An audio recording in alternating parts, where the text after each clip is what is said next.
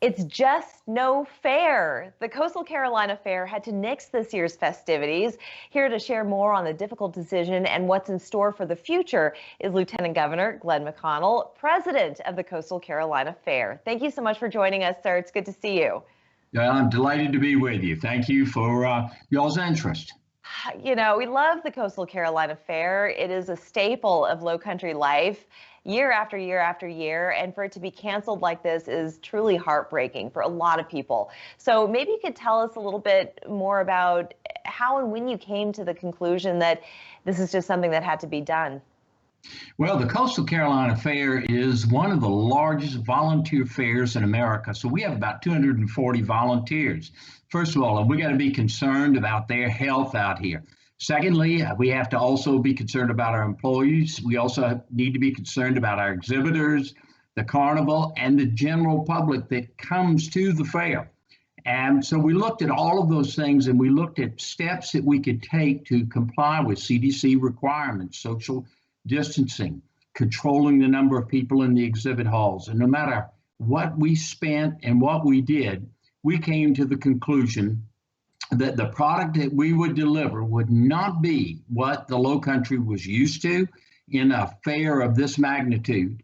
They would not have as good an experience. And lastly, we could not protect all of those people from COVID. And we had to make a very disappointing decision for ourselves. It's particularly because this fair is a nonprofit fair. After we pay expenses, keep up the grounds, we give the money away. The fair for us, it's a very difficult thing because we knew we were going to have an impact on the charities.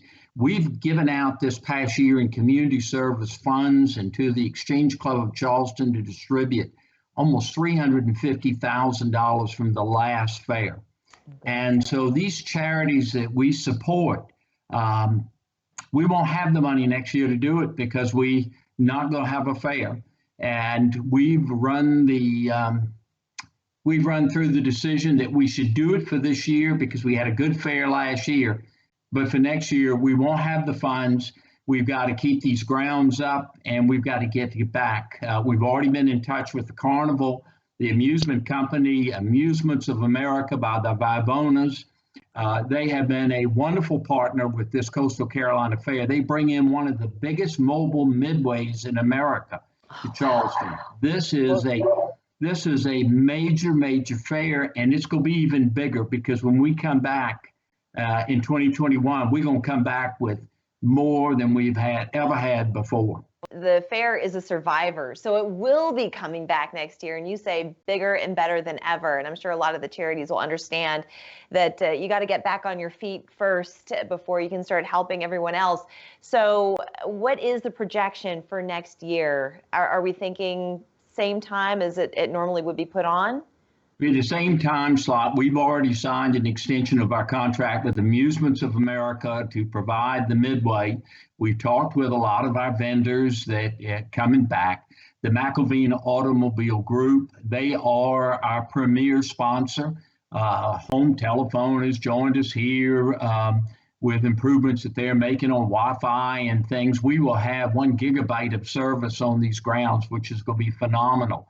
That's great. Midway, we will begin with a committee now looking at what we do to change our midway, expand it, move the RV park, and grow this fair. The community has grown, and what we're hoping is that the public will understand and come out in 2021 like they've never come out before. We have a year to get this fair together. It's going to have all sorts of new things, a bigger midway, and a more exciting rides.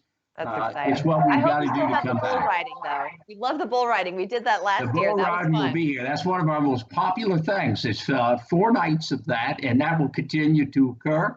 The agriculture, people don't realize all of the community competition because a fair is supposed to showcase some of the great things about the Low Country, like art, crafts, education, DD2 Day, Dorchester District 2 Day, where they have their students out here. Yes, very talented young people. I have to ask you this question. What is your favorite part of the fair, and what's your favorite food item that you like to buy? The favorite food item. Probably I love the blooming onion. The blooming Deep fried. onion. That's on the Yeah, safe side. That's not deep fried. I love it. a fried For Snickers the bar or fried scorpions or something like that. and I like the French fries. Okay. The French fries I are like great. those too. I like those Everything too. down on the Netherfields food court, I have to just pass by, turn my head. Yeah, that's great. I love the agricultural exhibits. I love the animals and things in there. But I guess I'm colorblind, and so for me to see the Midway lit up at night, I see colors and intensity and things. It's just a beautiful sight. People, Christmas time, everybody goes to see the lights, but they need to come to this fairgrounds. That Midway is just a glorious explosion of colors and lights, particularly as everything's going LED. It's true. It's a spectacle to behold. Truly mesmerizing. Well, Lieutenant Governor, I want to thank you so much for joining us today and sharing all of this with us. We are going to wait with bated breath for next year's fair. We're so sad to see that you couldn't put it on this year, but we are certainly going to get our tickets and come to next year's festivities. Thank you so much for sharing with us. Thank you. We appreciate it very much. All of our volunteers, the Exchange Club of Charleston, we're very appreciative of y'all putting the spotlight on us. Thank you. Well, stay safe and stay healthy. We'll see you next year. All right. We're back after this.